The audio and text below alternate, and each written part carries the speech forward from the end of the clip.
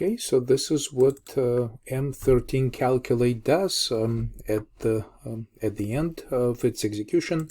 After all the validations, it delegates the call to the appropriate command handler, which is a simple procedure which does the calculation.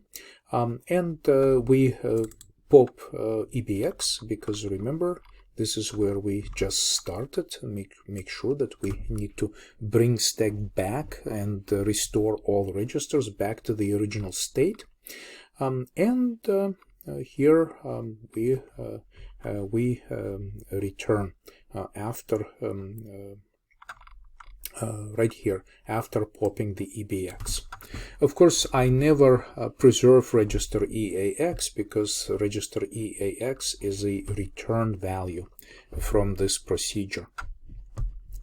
Okay, so what we are going to do next is let's take a look at the binary plus procedure, which is already part of the call table, and binary divide. So these are two sample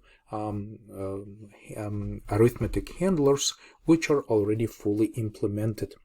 So what this needs to do is basically getting its right operand, and it's getting this global variable as the two operands, and we need to do plus. So this is a binary plus, and so what we do is just basically get our right operand into the register. We're going to refer to this global variable by its name, which is sitting in a global variable data segment, in the data segment. And so we execute this operation, which is binary plus, right? So this is the actual command that corresponds to binary plus. And remember the trick with exclusive OR against EAX, which sets EAX equal to 0, indicating success, and we return. And as soon as we return from this call. This is where we were called through the call table. And this is where this EAX is set to 0, indicating success, and we return from our M13 calculate, and we return back to our C++ module.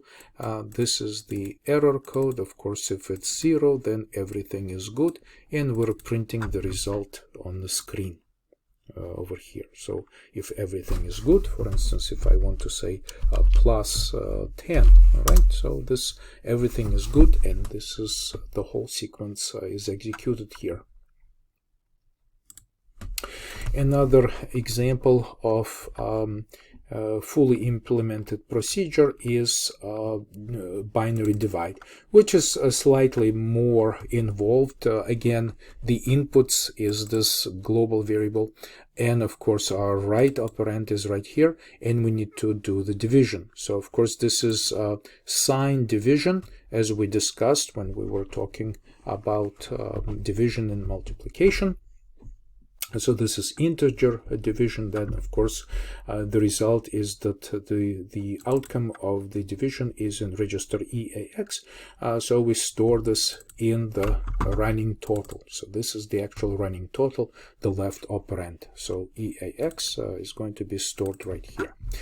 Okay, and then also we prepare our divisor, and this is where I test for the divisor to be 0.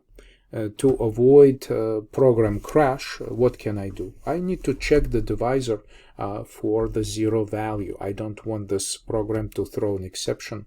So if ECX is 0, we jump to forward, and then we report division by 0.